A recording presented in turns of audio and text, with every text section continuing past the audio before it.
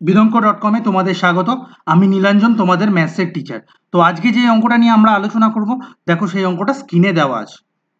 একখানি বাড়ি 4,500 টাকায় বিক্রি করায় 12.12% লাভ হলো। বাড়িটি 3,800 টাকায় বিক্রি করলে শতকরা কত ক্ষতি হলো? দেখো, প্রথমে অঙ্কটাকে কি করে অ্যাপ্রোচ করব সেটা আগে ভাবা যাক। দেখো, এখানে 4,500 টাকা কি, এটা বিক্রয় মূল্য, কারণ 4,500 টাকায় বাড়িটাকে বিক্রয় করা হয়েছে। এটা পার্সেন্টেজ অফ লাভ 12.12, এটা হচ্ছে পার্সেন্টেজ অফ লাভ দেওয়া আছে। এটা ছাড়াও এটা নতুন বিক্রয় মূল্য, যে 3,800 টাকা, এটা নতুন বিক্রয় মূল্য। ঠিক আছে, এইবারে দেখো, আমরা যখনই কোনো পার্সেন্টেজ লাভ বা পার্সেন্টেজ ক্ষতি বার করি, তখন কিন্তু সেটা ক্রয় মূল্যের উপরে বার করি। কিন্তু এখানে কোনো জায়গায় ক্রয় মূল্যের কথা উল্লেখ করা নেই।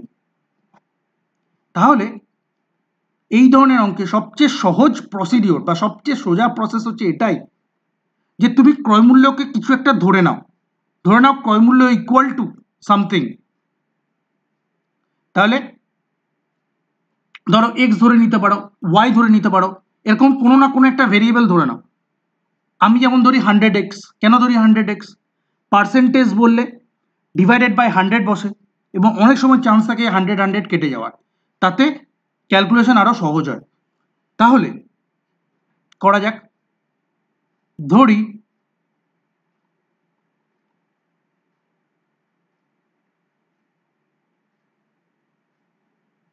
ক্রয় মূল্য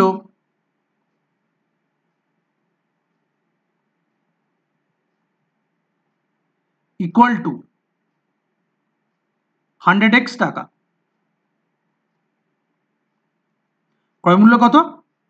100x টাকা ধরে নিলাম, কারণ অঙ্কের ক্রয় মূল্যে দেওয়া নেই। এইবারে দেখো, তাহলে বিক্রয় মূল্য কত হবে?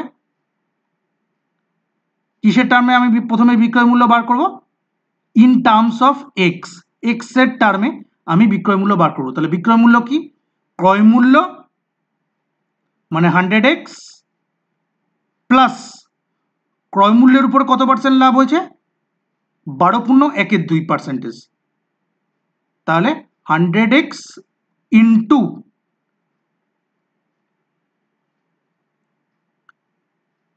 12.12, তার মানে কত? 12 ইন্টু 2, তার মানে 24, প্লাস 1, তার মানে 25, ডিভাইডেড বাই 2। পার্সেন্টেজ মানে কি? 1/100 টাকা। তাহলে এখান থেকে আমি কি লিখতে পারি? 100x প্লাস 0 0 0 0 কেটে গেল, তাহলে পড়ে থাকলো 25x ডিভাইডেড বাই 2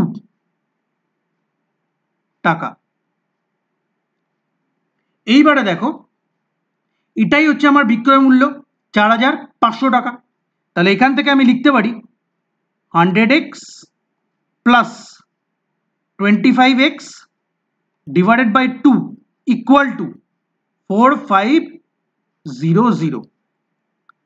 এবার কি করছি আমি? এলসিএম বা লসাগু করছি। 2, তাহলে 2 থাকলো, তার মানে এখানে কত হলো? 2 ইন্টু 100, 200x প্লাস 2 করলে 25x,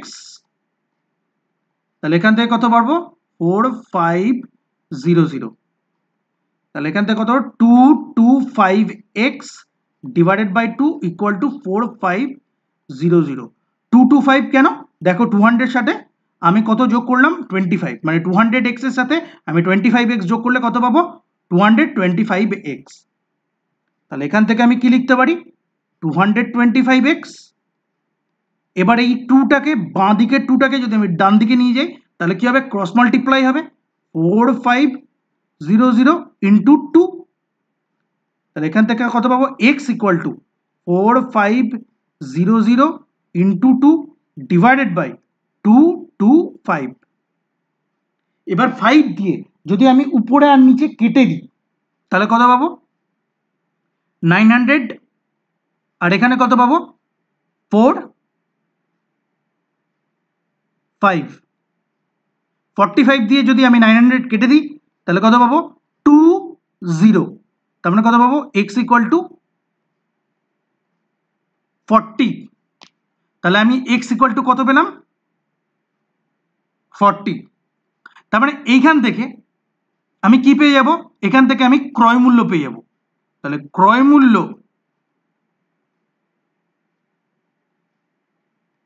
ইকুয়াল টু 100x টাকা, তার মানে কি 100 ইন্টু 40 টাকা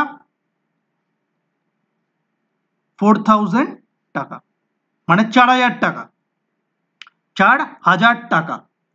তাহলে বাড়িটিকে 3800 টাকায় বিক্রি করলে শতকরা কত ক্ষতি হতো? তাহলে আমি যদি বার করি পার্সেন্টেজ অফ ক্ষতি, কি হবে ক্ষতি?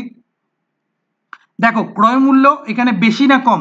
ক্রয় মূল্য 4000 টাকা, বিক্রয় মূল্য 3800 টাকা, মানে নতুন বিক্রয় মূল্য সেটার থেকে বেশি, তার মানে অবশ্যই কি হবে আমার ক্ষতি হবে।